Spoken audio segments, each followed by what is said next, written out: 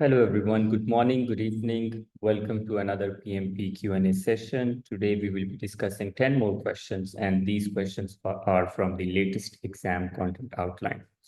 Okay, if you want to get Zoom link for this class, this is super easy. Just drop a text here and you will receive your Zoom link. All right, so let's start question number 1.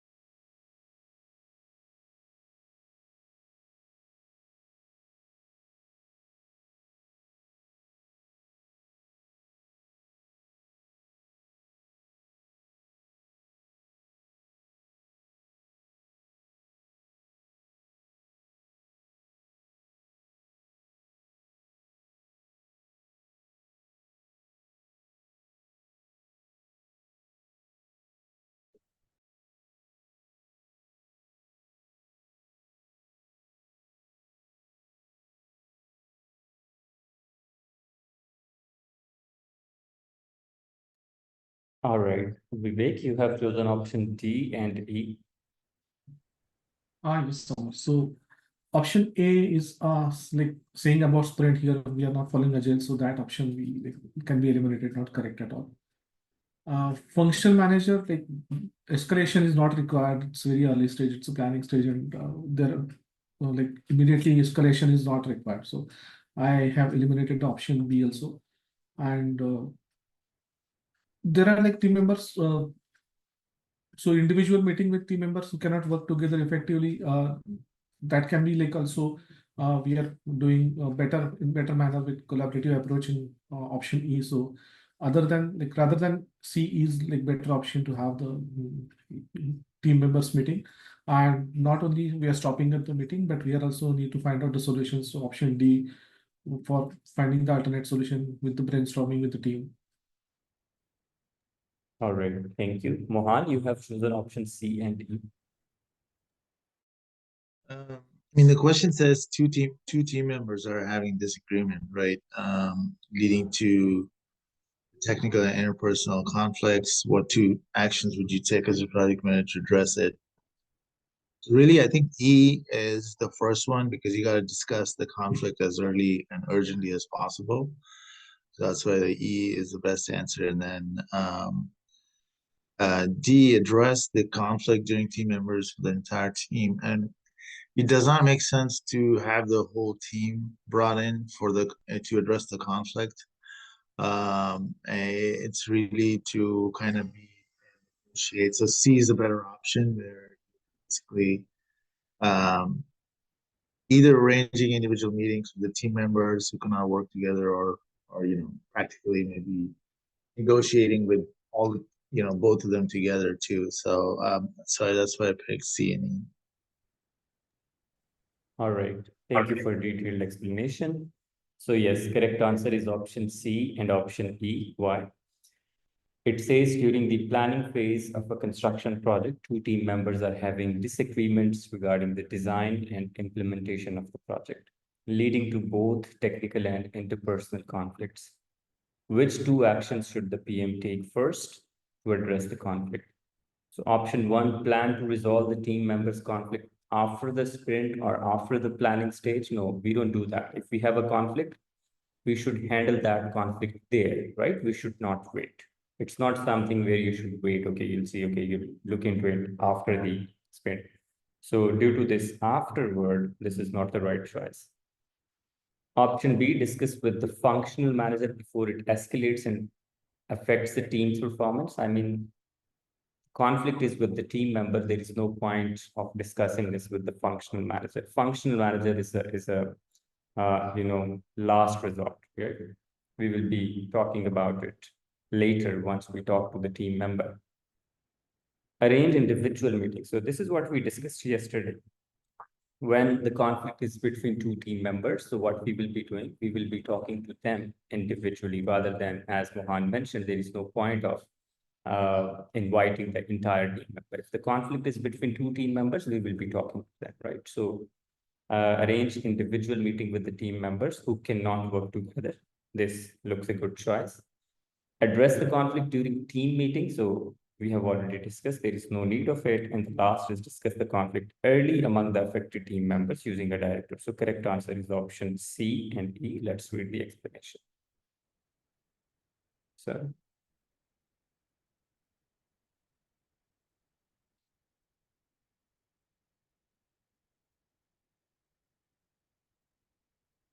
okay.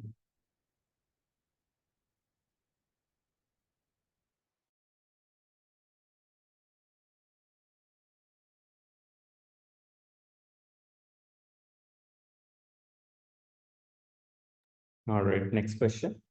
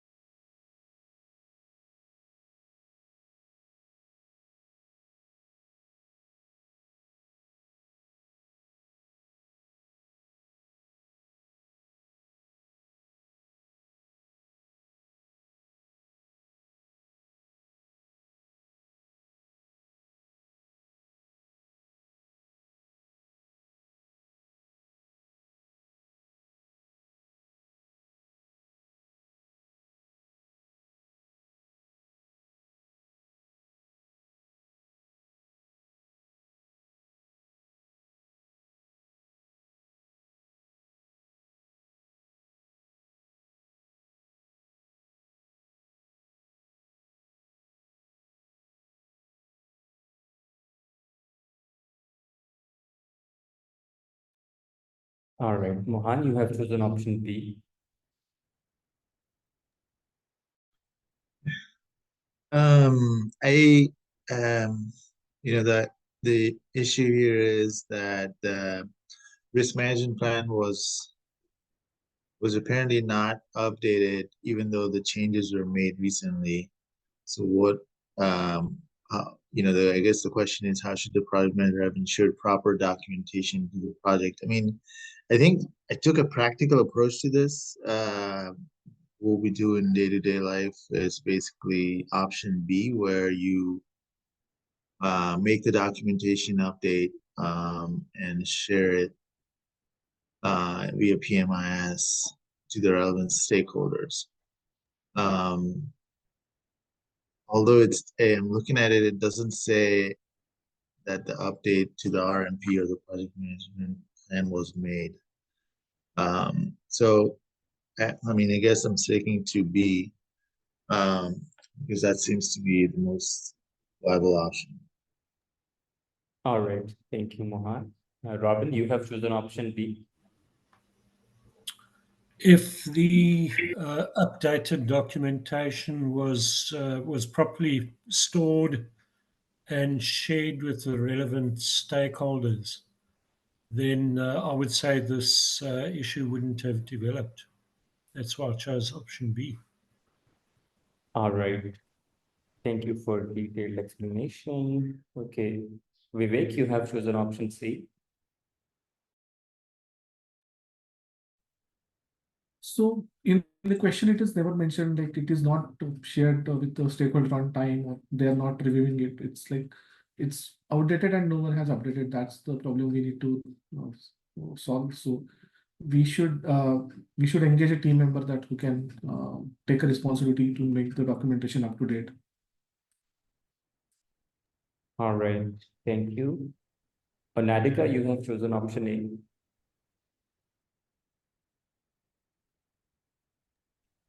Yes, Amar. I chose A because the question is talking about proper documentation. I feel going by elimination method, I think option D wouldn't doesn't address the question here. When I looked at C, so it's not as a project manager, you do not assign the project team member to just ensure documentation, So I struck out C. Option B, I was stuck between A and B, but I chose A because I feel since there is an update, I think the project manager plan should have been updated and shared with relevant stakeholders. That would have addressed the problem. All right. Thank you for detailed explanation. Now let's read the question. It says, during a compliance review of a healthcare project, it was discovered that the most recent version of the risk management plan was outdated. So the plan, which was presented during the meeting, it was outdated despite the PM having made recent updates. So PM has updated, but it's not shared with the relevant stakeholders during the meeting. That's the problem here. Now, if we read option A, it says regularly update the product management plan and share it with relevant. So updation is already done. So there is no problem with the updation here, right? So that would not solve our problem. So we can eliminate option A. Option B, store documentation in the PMIs and share it with relevant. So what is PMIs? Product Management Information System. It's an automated tool. It could be any software. It could be anything where you have all the rules, like once the documents are there, they are distributed. So PMIS is a system for document creation, document storage, document archive, document distribution, right? So PMIS option B is the right choice. Option C, designated team member. We don't do that. And this is a mindset that we have been discussing. We don't assign tasks to a single team member. This is one of the PMIs because it's a collective ownership, right? So it's not like that only one team member is responsible for documentation. So all team members are creating documentation. So they all are collectively responsible to make sure that documents are updated and available. So best choice is automation. And for automation, we use product management information system. Last one, review the communication management plan to develop a response strategy. And it has nothing to do with communications management plan. It's a version of a risk management plan which was not shared. So it is configuration management, and that is efficiently done with project management information system. So correct answer is option B. All other options are incorrect. So let's read the explanation.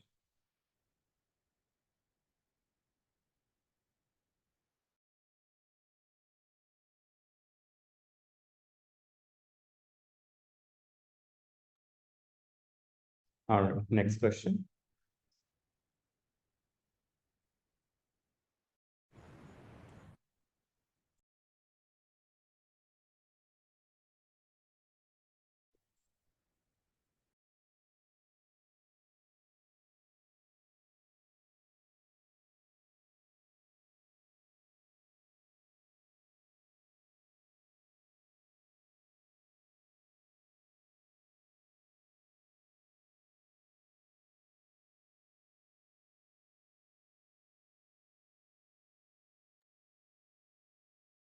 All right. Nike, you have chosen option B. Yeah, the reason I chose option B is because before they can send it to the customer, they must verify it. I mean, tested that the work is free from defect and is being verified. So I believe that's the reason I show it, because if I should see accepted, that's when the customer accepted the deliverable. And transaction is like from one state to the other that is not yet completed. Executed is when the customer and everybody has accepted the deliverables and believe that everything is done, completed. That's the reason why I should be. All right, thank you for explanation. Robin, you have chosen option C. I was debating between B and C, and actually after putting in C, I changed my mind to B because Okay. C would be after the customer accepts, I would say. So All right. my answer B is wrong. All right, thank you. Carlos, you have chosen option A. Yeah, it's a bit, for me, it's tricky, the question. I think transition deliverables are going through phases, and one of the phases is the quality tests.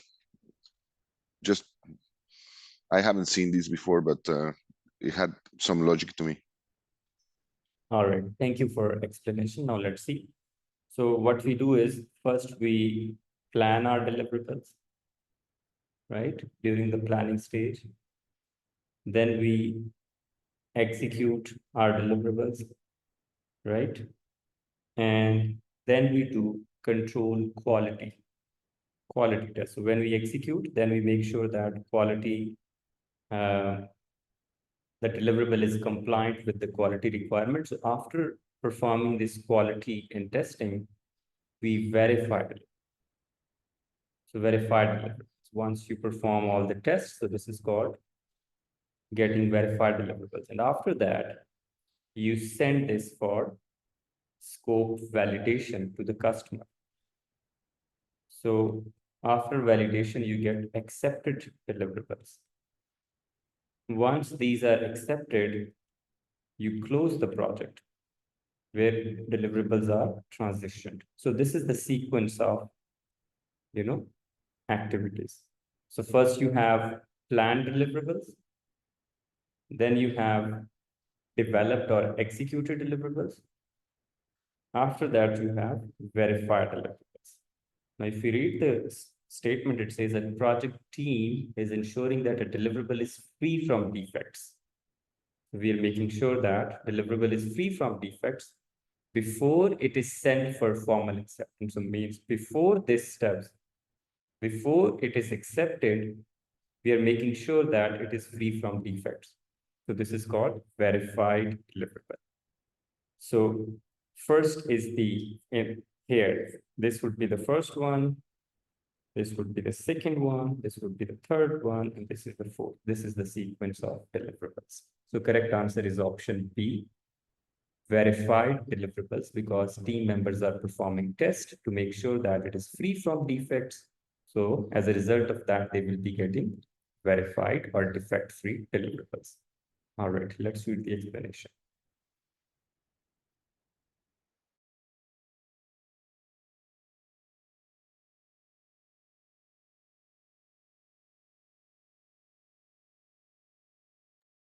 Next question.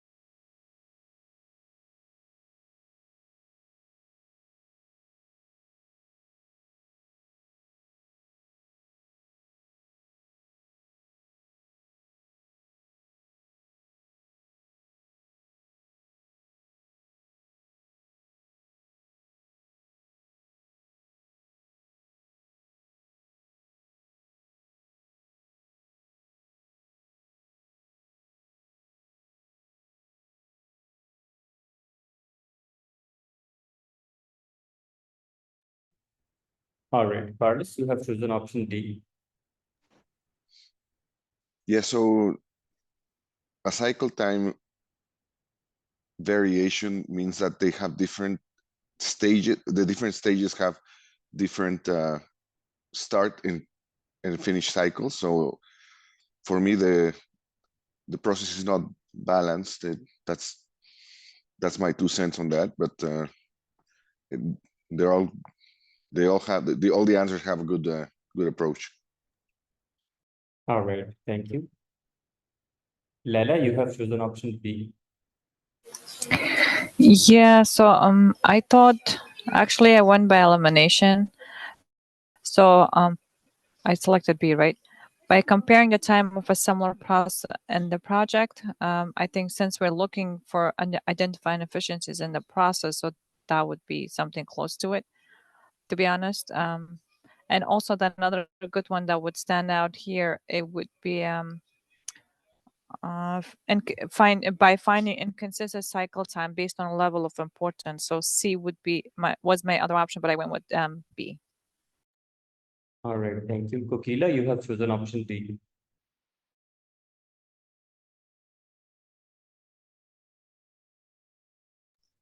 Yeah, but actually, I chose B because D because 1 minute I lost the video.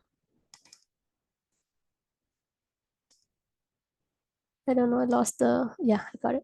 So comparing the cycle time with similar previous projects, cycle time is basically how much the tasks take from start to end, right? So when you're trying to, why that is used is, okay, a task A is taking, let's say 1 day to finish.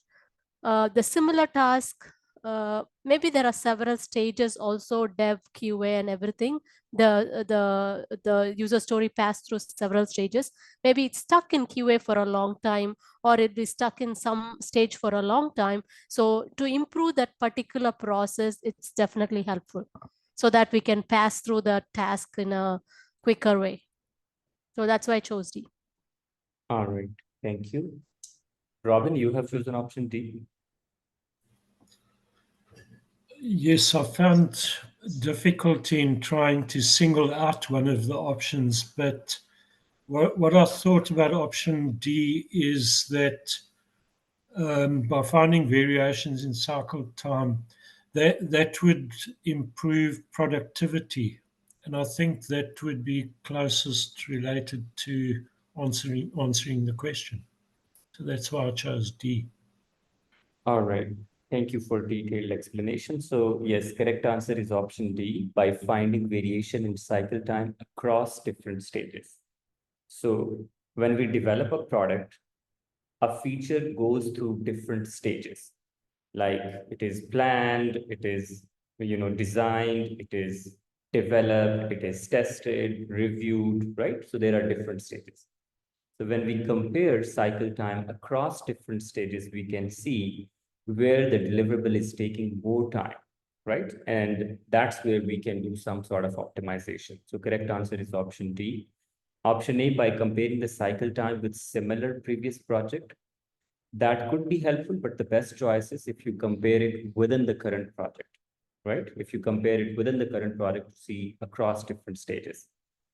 Option B, by comparing cycle time of similar processes in the project. So processes can vary, right? Processes are, dependent on the number of steps in each process. So for example, you're doing some review, you're doing some meeting, so those could vary according to the length of the process. But stages, so for example, as Kokila mentioned, we have different stages. So we want to see and we want to make sure that timeline across these stages is different. And you can also see, for example, let's suppose your development team is very efficient, but your testing team is not very efficient. So you'll see a long queue in the testing stage. And when you have a queue in the testing stage, cycle time would be longer. So it's much easier to see where the deliverables are stuck, right? So to identify inefficiencies, that's what we want to do. The best choice is find variation in cycle time across different stages, because variation would give you an idea of where deliverables are stuck. So correct answer is option D. Let's read the explanation.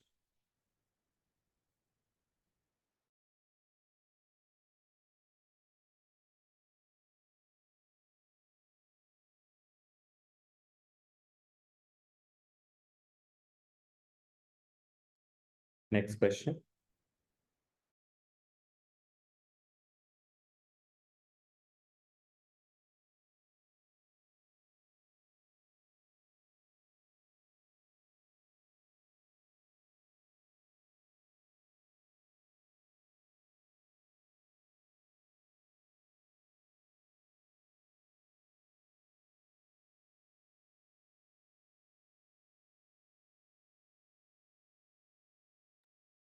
All right, Vivek, you have chosen option D. So forming is like a very initial step for the team where all the team members are joining in. The motivation is something which is not required. It is required, but it is not the most important aspect for the team currently. And self-organization will also come by like time, as well as teamwork is also like as time passes, teamwork will be developed. But for this stage, at least, a team member needs a direction and mentoring. So, suggested like D is correct option. It's I believe. All right, thank you. So Has, you have chosen option B. Yeah, the reason why I chose because the team is just formed and now they have to get together and form self-organization. They need to go to the next level now. So the important for them now to understand each other. That's where the forming is, and how they're gonna be taking up the next set of tasks, how they're gonna collaborate with each other. So that's why I felt self-organization is important. Teamwork comes next. Mentoring is again maybe at a later stage if they need some support, but first thing I believe is self-organization, which should be done. All right, thank you. Robin, you have chosen option C. I was trying to eliminate one of those, and I couldn't really. But I thought that maybe teamwork has got a little bit of a better influence than any of the others at setting up the team. So that's why I chose teamwork. All right, thank you. Okay, now let's read the question. It says, during the forming stage of the team development, it is crucial to set the foundation for a cohesive and effective team. What's the most important aspect of the team needs during this stage? Okay, so there are 5 stages. So let me write it here. So we have forming, storming, norming,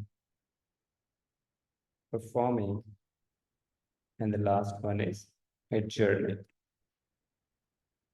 So these are 5 stages. Now, first we need to understand what are the team dynamics in each of these stages. So let's first talk about forming stage. So in forming stage, team members are excited. They are eager to work. They are just get together. I'm using word assembled, right? But they're not sure about their roles and responsibilities or how they will be contributing to project success. So they're not sure about their roles and responsibility or what they should be doing. So these are team dynamics during the forming stage. And then we have storming stage. So storming stage is when we have difference of opinion, misalignment, right? And conflicts, right? So these are team dynamics during the storming stage. Now, question is about forming stage. It says during the forming stage of a team development, what is crucial? So that is crucial that fulfills this need because everything else is already there. Motivation team members are already excited and they are eager to work. So motivation is already there, right? So we can easily eliminate that. Self-organization. Now, what is self-organization? Self-organization is team should be capable of managing their work themselves, right? Self-organization comes here during the performing stage. When you have enough confidence on your team, like now team is capable of managing their work themselves. It's not like that the moment we hire somebody and we say, okay, do self-organization. So first they learn, they go through the initial processes, they understand things, then gradually they become self-organized. So self-organization comes at the performing stage when team member is the highest. So we can easily eliminate that. We don't require self-organization the moment somebody joins, right? They need guidance, they need mentorship. Teamwork. Work has not started yet, right? So work will be started here in the storming stage or in the norming stage when conflicts are resolved. So teamwork is not needed here. The thing that is required here is understanding their roles and responsibility. And here, leader plays their role. They guide the team, they mentor the team, they coach the team about their roles and responsibility and how they will be contributing to the success of the project. So correct answer is mentoring, because all other things are required during the different stages of the team development. Okay, so Has, you have a comment? Yeah, Amar, I mean, the reason why the self-organization I was using, because they have to come up with their roles and responsibility, right? That has to happen during the forming stage. And, if I understand that needs some kind of guidance, but, if they don't have, if they don't define roles and responsibility, then they may not be able to do. So that's where I thought forming, as soon as you at least come up with the roles and responsibility. That's why I thought self-organization may be a better choice. Yeah, they won't be coming with roles and responsibilities themselves. You as a leader would be telling, okay, this is your role and responsibility. This is what you will be doing. This is the purpose for hiring you. This is your function. So leader would be guiding them, because that is missing in this stage. If you see, as I mentioned, they're excited, they're eager to work, right? They just get together.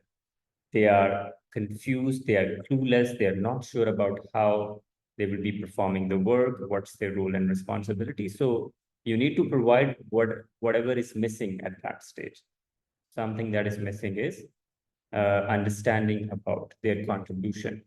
Self-organization comes later when you have that level of confidence. Now team is capable of managing their work. And that comes later when team members, they have good relationships, they have normalized, they have team charter, there are no conflicts, then team members, they can self-organize. Before that, we cannot expect anyone, if they have just joined, we don't expect them to self-organize. If somebody organizes the moment they join, then there is no need of leadership, right? So that's the leader's role, to help them understand what their role, to normalize their behavior or relationship, and then moving them to minimize the conflict, and so that they move to the performing stage. So that's why it's not the first requirement self-organization. The first requirement is tell them, help them understand where they are and what exactly they would be doing. So having solid understanding about their roles and responsibilities is required during the forming stage. So correct answer is option D. Let's read the explanation.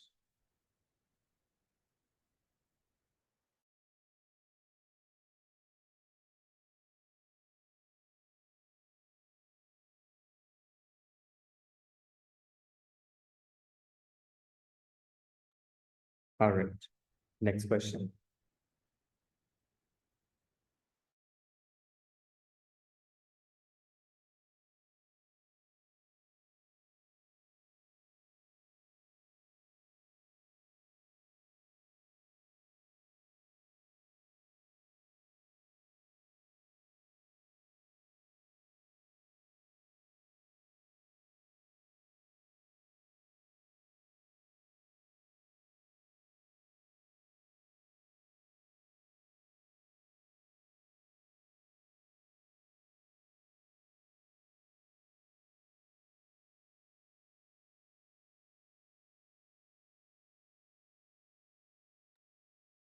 All right, Mohan, you have chosen option A. So I was between A and C, because the issue here is that the stakeholders raising concern that they're not receiving the information from the about the project compliance performance, and what should the project manager do. So C was basically having a face-to-face conversation with the stakeholder, eliminated that because the stakeholders already mentioned that they have not received the report, so eliminated that. And the best option according to me was essentially to look at the communication management plan to see what the issue is. Okay, so Mohan, what you will be having in the communication management, how this plan would help you address the concern?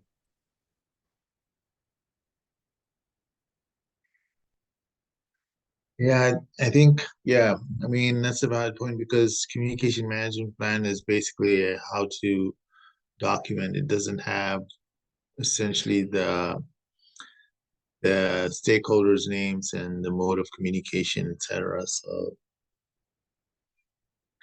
So I have to think about this one. So A might Okay. not be the option.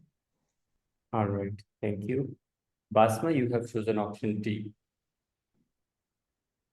Yeah, I thought that review and update the communication is well, it is part of it, but you should understand what he wants, what the stakeholder needs before you do that. The second one, review and update, it's also the same as A, about the same as A. Face-to-face conversation with the stakeholder is part of part D to evaluate what they need and develop a comprehensive strategy with them. All right, thank you for detailed explanation. All right, Nike, you have chosen option C. Yeah, I chose that because if you read through the question stated a stakeholder is one of the stakeholder that have raised the concern. So as a project manager, I believe the first thing is to have a conversation with the stakeholder. I mean, to know, doing that, you'll be able to know the concern of the stakeholder and by that, you'll be able to know how to address it. All right, thank you. Jasper, you have chosen option C. Yes, Amar, I went with option C because I went with the PMI principle, where we say that the first option should always be having in-person or face-to-face conversation. If there is a conflict and they have already raised a concern, we have not started interacting with them. So even before reviewing and updating the other communications management plan or communication needs or the compliance report, I thought the face-to-face conversation would be. All right, thank you for detailed explanation. So let's read the question. It says a stakeholder has raised a concern that they are not receiving regular and sufficient information. So the problem is with frequency and level of detail of the communication, right? So it's not having enough detail and it's not regular. So this is the problem. So review and update the communication management plan. So communication management plan is already there. It contains communication strategies or communication needs, right? So first of all, you need to understand what is missing, right? So communication management plan cannot provide you this information. What is missing, right? So this can't be the right answer. So you can eliminate it. Option B, review and update the compliance report. Yes, you will be doing that, but after understanding the concern, then you will be updating. And compliance report updation would only solve level of detail problem. It won't help you understand what is the frequency because frequency is documented in communications management plan. So it helps you solve the problem, but 50% of the problem would be solved. So you can eliminate that. Now, two options: have a face-to-face conversation with the stakeholders and evaluate stakeholders' communication needs.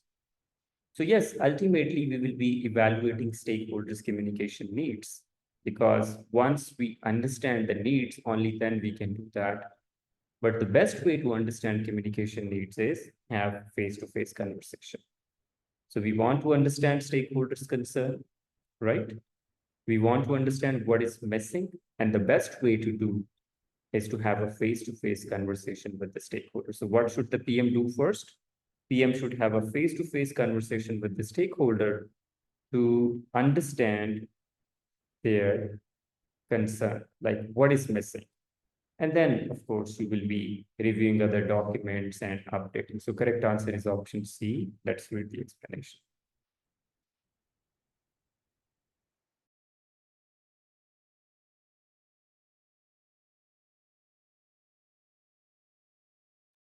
So Has, you have a comment? Yeah, but I think this similar question was been raised sometimes back, and I think I had also commented on the YouTube thing. The reason why I always feel the communication plan is the communication plan has all the information, like this stakeholder needs this information, this the time, who will be sending, what will be the thing, right?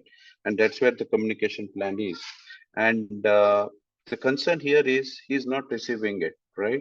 So it may be possible that the way we have updated or the way we have documented for this particular stakeholder that he needs this information at this particular time is missing, right? And the amount of information he's supposed to get is also been documented in that's also missing. So the first thing as a project manager, I would first review the communication management plan and then understand maybe that, I'm not, missed something. And then even then it is there. And then, if it is still is missing some information, then I will go to stakeholder, right? All right. All right. So you're saying you will be reviewing your communications management plan. So communication management plan, it includes communication needs and how you would be fulfilling communication needs, Yes. like frequency, format, and everything, right? Yes. You already have that plan, right?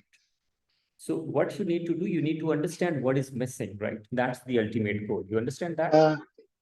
Yeah, but it could be possible that in my communication plan, the way I have considered the stakeholder is in a different way, right? I I got could your have, point. I got your point. You're saying maybe you have added all the details in the plan, but it is not executed well. This is what you're saying, right? yes. Still, you need to talk to the customer to understand what is missing, what you have not received it. So for example, you're saying, okay, you have developed a format, let's suppose. Just a second. So you're saying you have developed a format, something like that. So it has A, B, C, and D, 4 pieces of information. But when stakeholder received the report, there were only 3 elements. He didn't receive or they didn't receive D. So they are complaining that they are not receiving that level of detail. So A, B, C, D, you already have in your plan. You want to understand what is missing. So the best way is to talk to the customer. Even if you review your plan, you won't be getting any idea like what is missing, whether A is missing, B is missing, C is missing, D is missing. You understand? So ultimately, you need to talk to the customer to understand what is missing, what exactly they're talking about. And then you see if that particular thing is in your plan or you have not, performed that communication. If it is not in the plan, then you will be updating the plan. If it is not executed, then you will be reviewing your managed communication process. So reviewing the communications management plan would not help you understand what exactly is missing. So this is what we want to understand. First, we need to understand what is missing, and the best way to understand, talk to the customer, what level of detail you're talking about, right? And what's the frequency that you're looking for? Weekly, daily, monthly. So for example, customer says, I need this report daily. And then you say, okay, it is written weekly. So it's a contradiction. So you would be deleting this and revising your plan. So reviewing and updating your plan comes later. First, you understand the communication needs. So it says review and update. You don't update before understanding. So this is not the first action. You understand? Yeah, agree to me. Thanks. All right. Next question.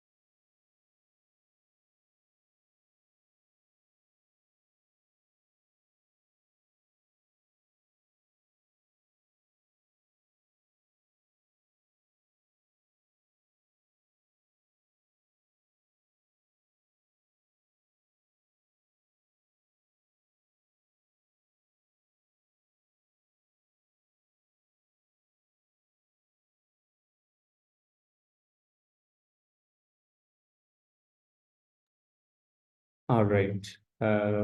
Carlos, you have chosen option B.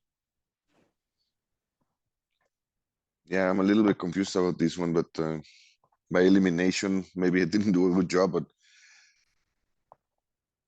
the material's being delivered and it has to do with time, and it's a contract by when it's delivered. The fixed and price incentive, it's only when you deliver early, Okay. but maybe I'm wrong. All right. Thank you. Kokila, you have chosen option C.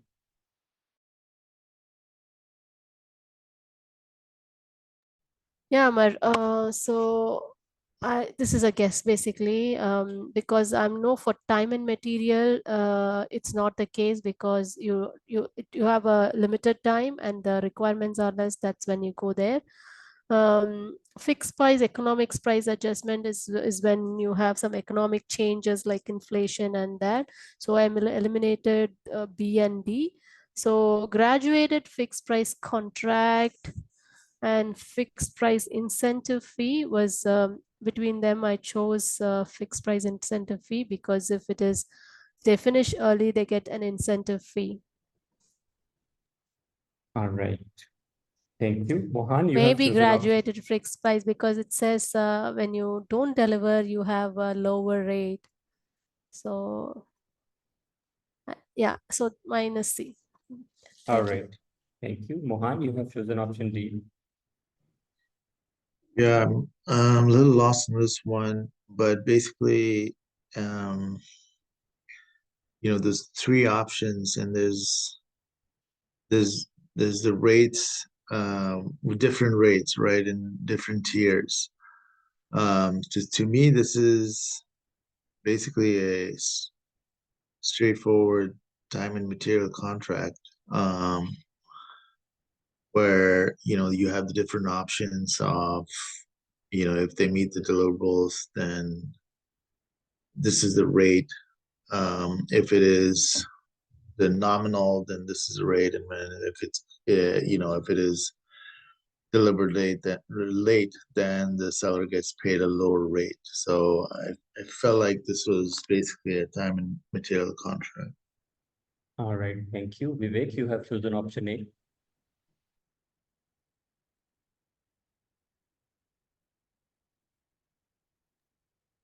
You are on mute, Vivek. Okay, sorry. Yeah. See, I was like thinking between option A and C. Since it is mentioned that rates, the payment rates are already being like decided based on the delivery time. So the price is fixed, but it varies on the when we deliver. So time and material is not for sure. So I was looking for A and C, but C kind of I changed my mind again because it is having fixed price incentive fee. So we are not paying any fee or like that any such fee is not mentioned in the question. So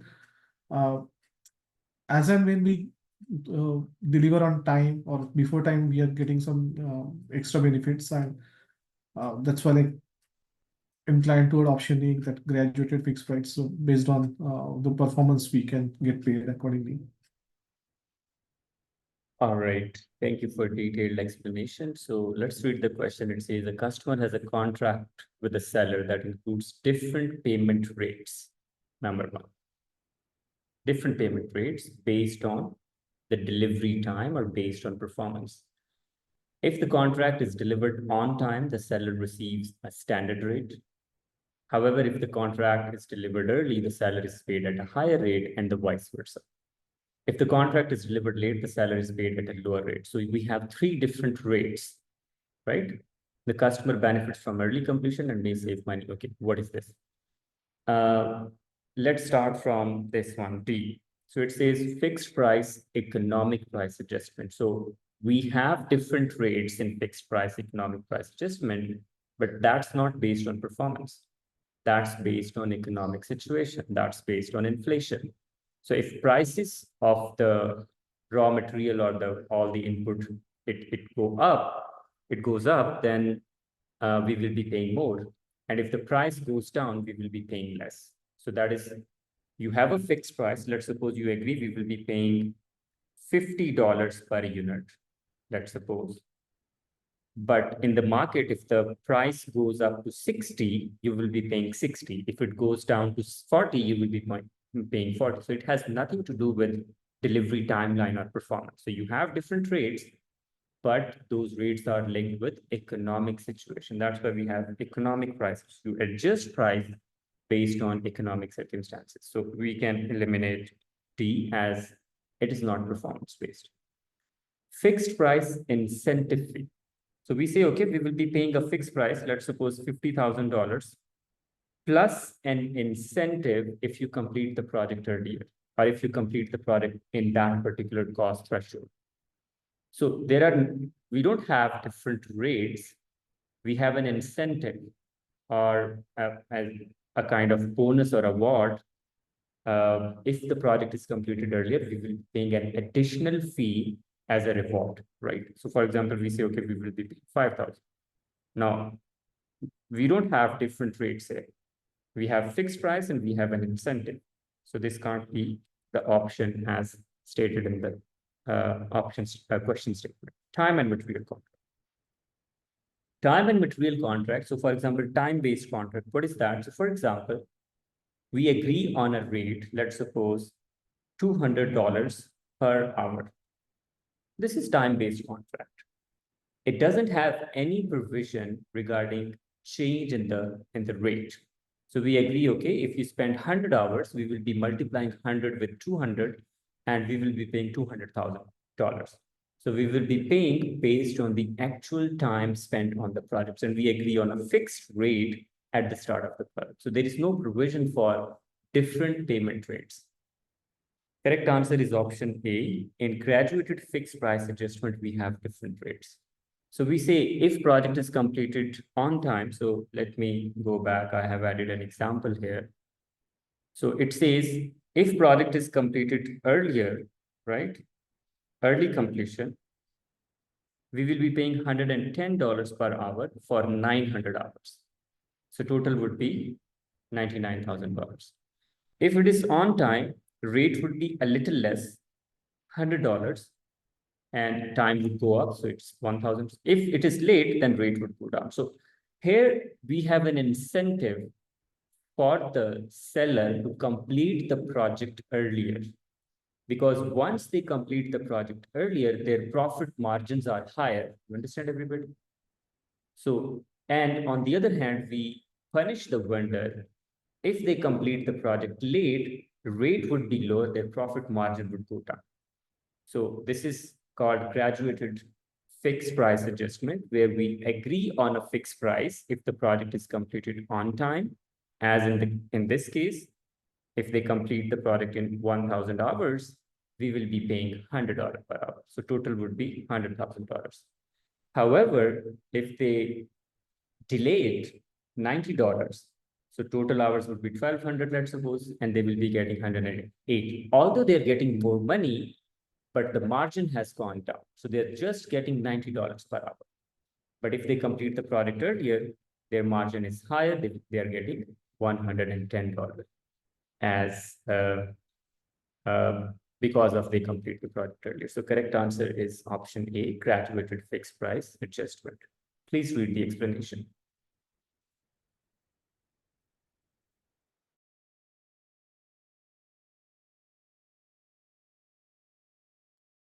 All right, next.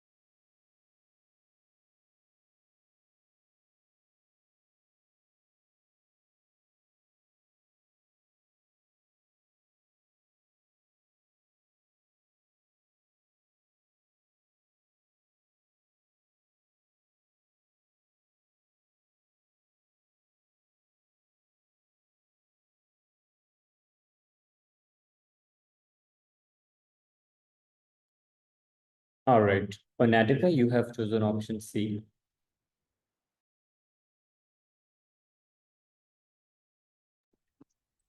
Don't tell me I'm wrong, Amara. Going by the question, I think the problem here is the communication gap, right?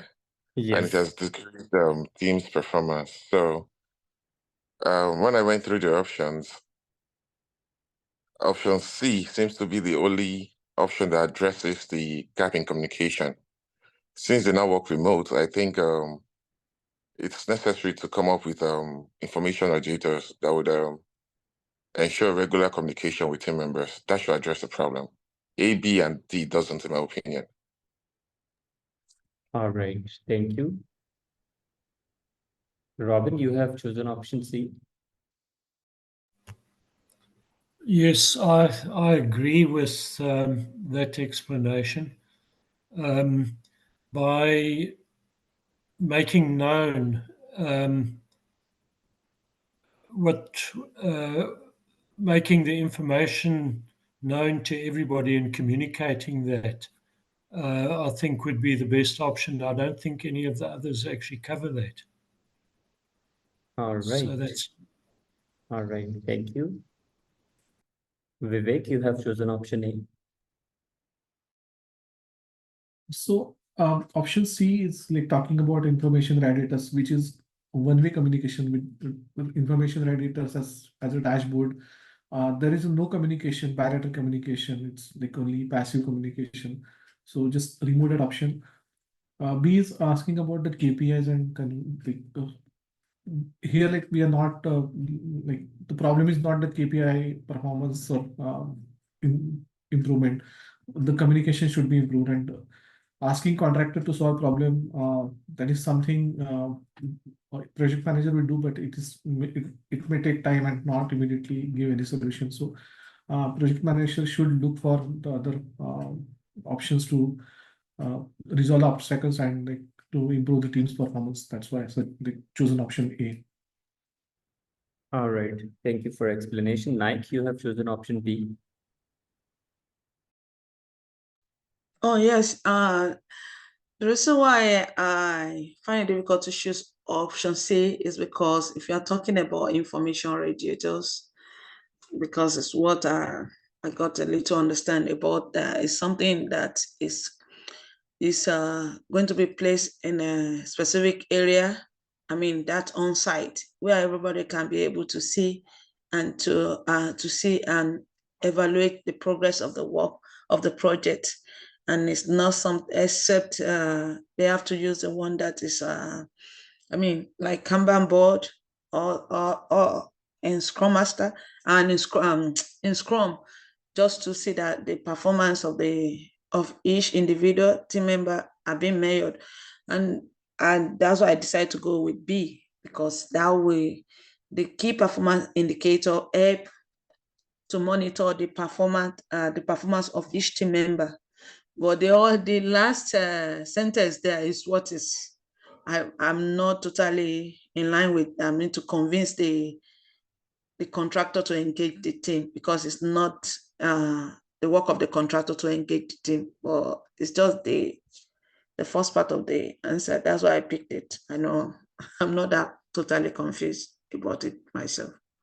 All right. Thank you for detailed explanation. So let's read the question. It says, due to unexpected logistical changes or challenges, the contractor was unable to secure necessary permits. As a result, the project team had to switch to remote work, leading to a communication gap and decreased team performance.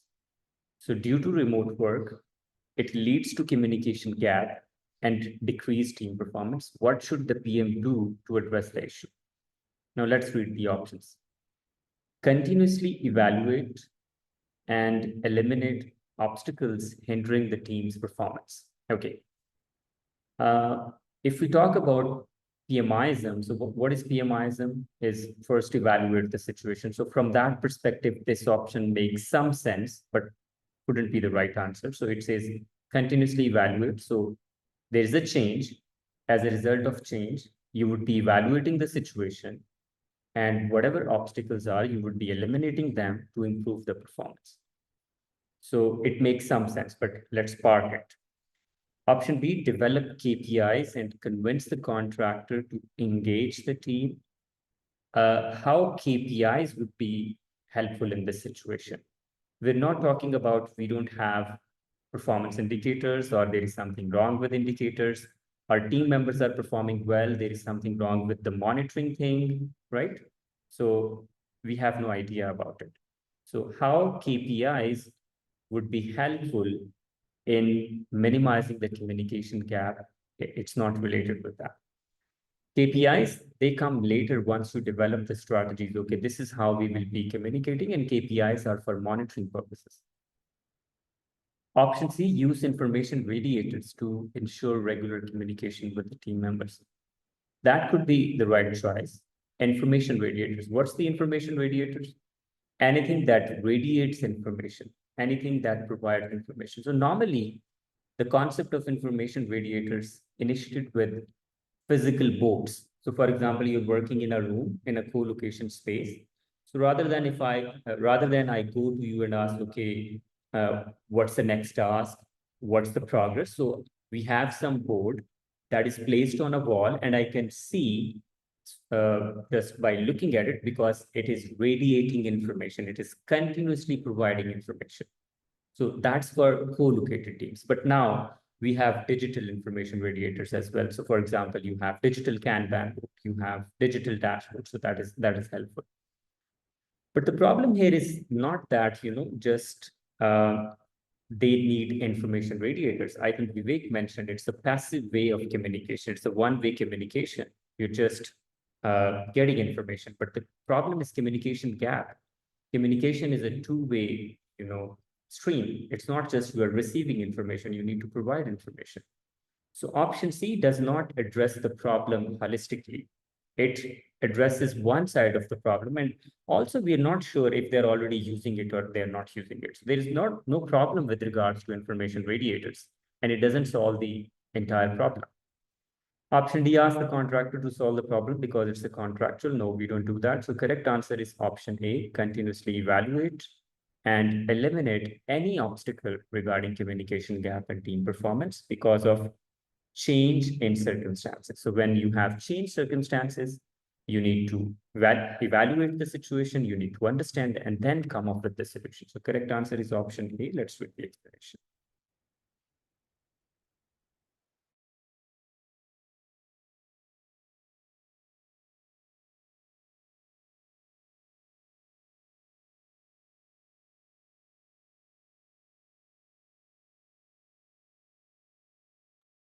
Next question.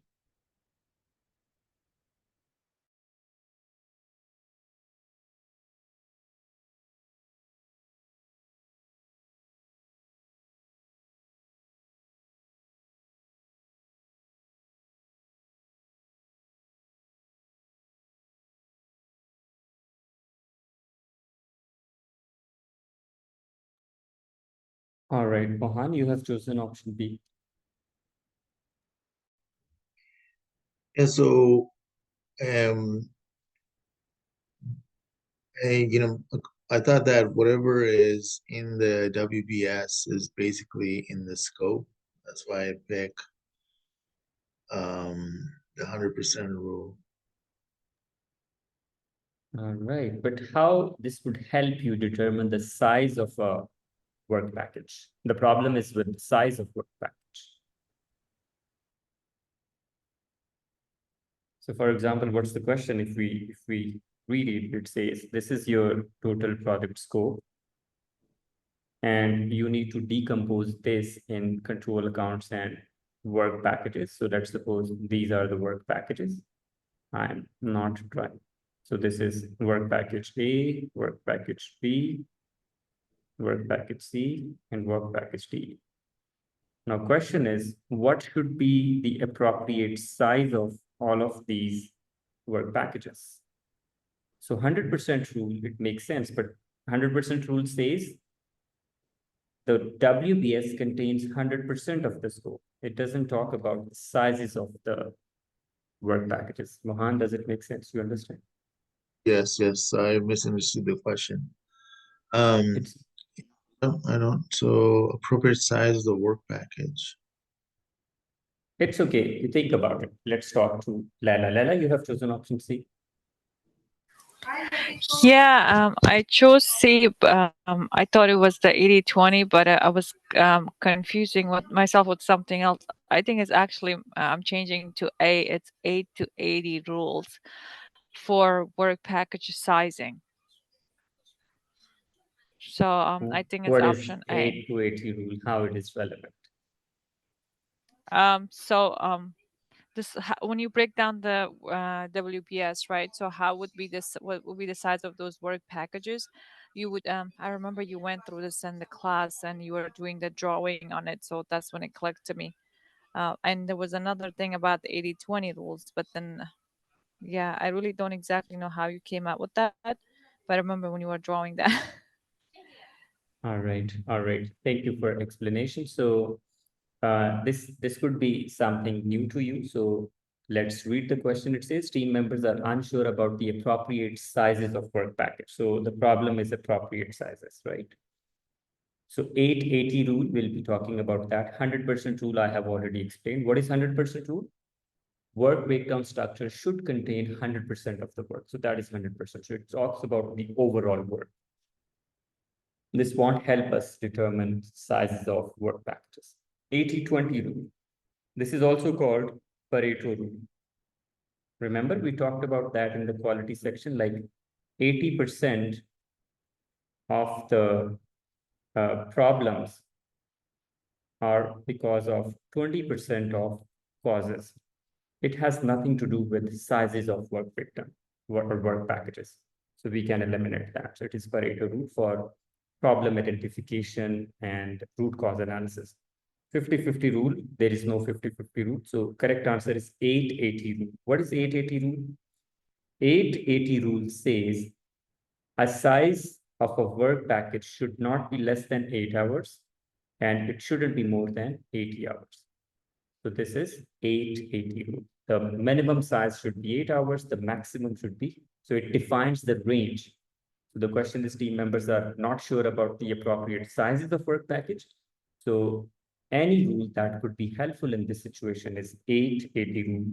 Like size of a work package should be between 8 to 80 rules. Let's read the explanation.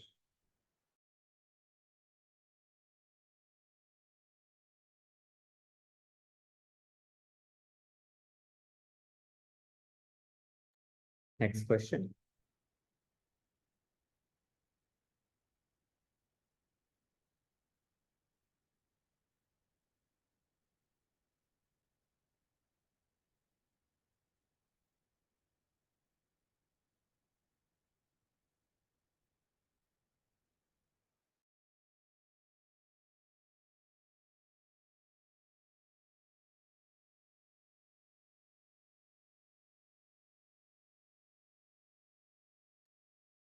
All right, so Robin, you have chosen option B.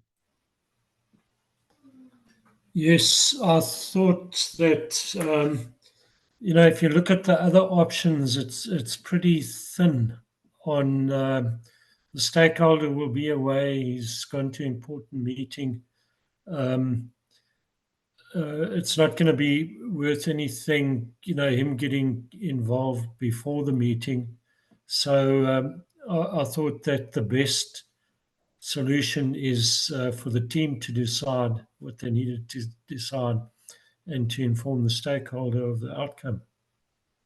That would be All B. right. All right. Thank you. Okay, Mohan, you have chosen option A. Yeah, I picked option A because really nowhere in the question it says that this is an urgent matter, right? Or the milestone or deliverable will be delayed if the decision not made on time. So the stakeholder has gone to two weeks. So that would be option A would just be the best option where you postpone the meeting, get the stakeholders input, and you go on the business. All right. Thank you. Nadika, you have chosen option C. Yes. Before Mohan spoke, I was convinced it was C because since the person traveling is actually a key stakeholder, so I think what I would do is I would meet up with the stakeholder before he travels, or to discuss the agenda, since he's actually a key stakeholder.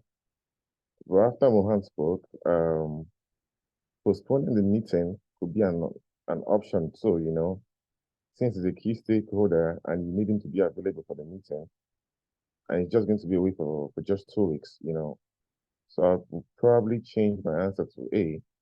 I'll go with Mohan. I would postpone the meeting until he's back. All right, so Mohan is the culprit. Okay. Good thing is he won't be with you during the exam.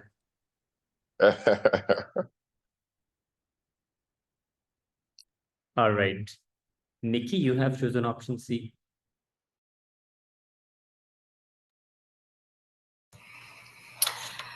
Yeah, I think that often we talked about having a meeting face to face with the person, and it says important decisions need to be made in the question.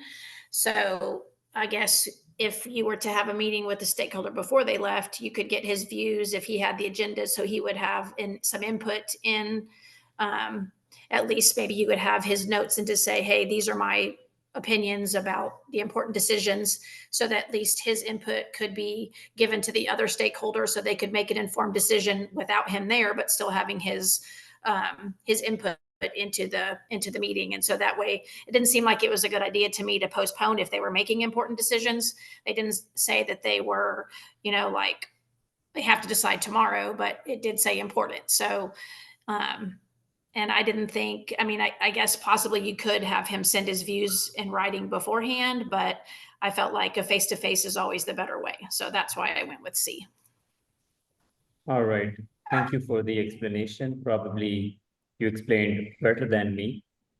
So yes, correct answer is option C, convene a meeting with the stakeholder. Why? Because we want to make sure that they are key stakeholders, so their input should be communicated to other stakeholders. They should be involved in the decision-making process. And what's the best way to involve them?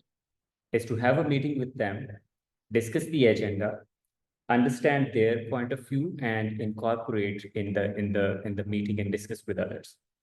Option A, postpone the meeting until the stakeholder is available. We don't do that. This is what we have been discussing, right? The options where you see delay the task, and there was an option, right, where we were talking about team conflict, and we say, okay, solve the conflict after the sprint. We don't do that. We don't delay things, right? So if a key stakeholder is not available, we cannot postpone the already next scheduled review meeting. So it's a review meeting which is already scheduled, and important decisions to be made. I haven't mentioned here important decision, but I have sent you in the chat window. So key decisions have to be made, and all other stakeholders are available. A key stakeholder is not available, so we don't postpone that. It is inefficient. So just because somebody is not available, otherwise we won't be able to conduct any meeting. During any review meeting, some stakeholder would be missing, so it doesn't mean you just postpone that. So A can't be the right answer, so we can eliminate it. Option B, make collective decision during the meeting and inform the stakeholder. It's a reactive approach. Good thing is you're making collective decision, but you are not involving stakeholder. You're not taking their input. Maybe they have something important to share with you that you can listen and you can incorporate, or you can consider while making the decision, or you can put it in front of other attendees and then they can consider if that is relevant. So the idea is, if they are key stakeholder, you need to involve them. Now, there are two ways to involve them. One is request the stakeholder to send their reviews in writing before the meeting. That could be a good choice. And another is convene a meeting with the stakeholder before their departure. So one of the PMIs that we have been discussing again and again, the best form of communication is face-to-face communication. So these two could be the right choices, but the best choice is convene a meeting to understand their point of view so that you can incorporate it during the meeting. So correct answer is convene a meeting with the stakeholders before their departure to discuss the agenda. I hope it is clear. Right, so if important decisions, let me read comment. Yes, what is next, please? Okay, so correct answer is option B. Let's read the explanation.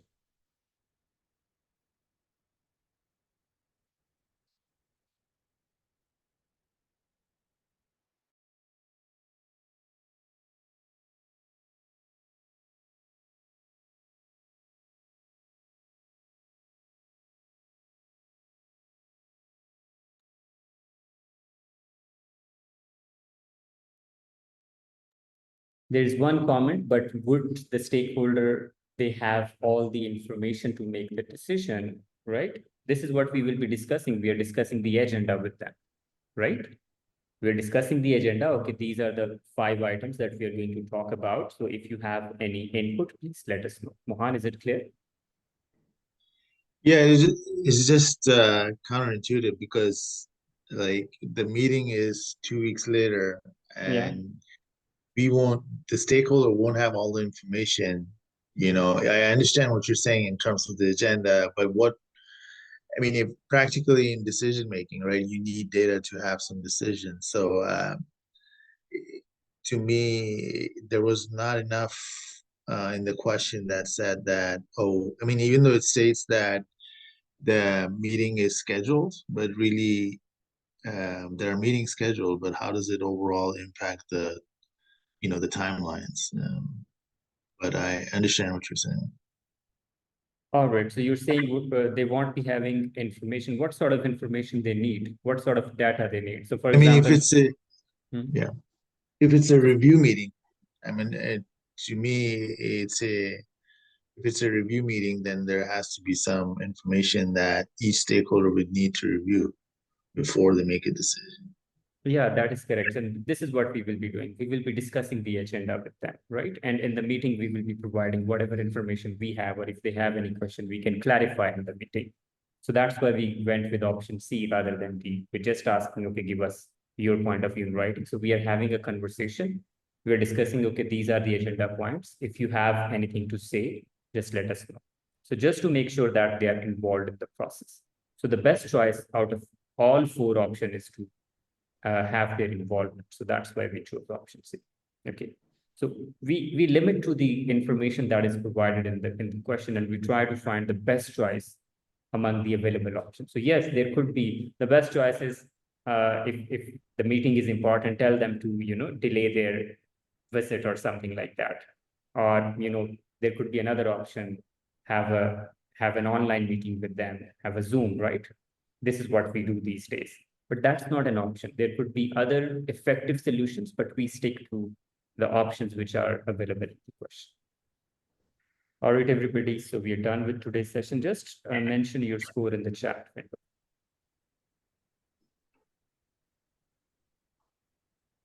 60, 70, 30, 70.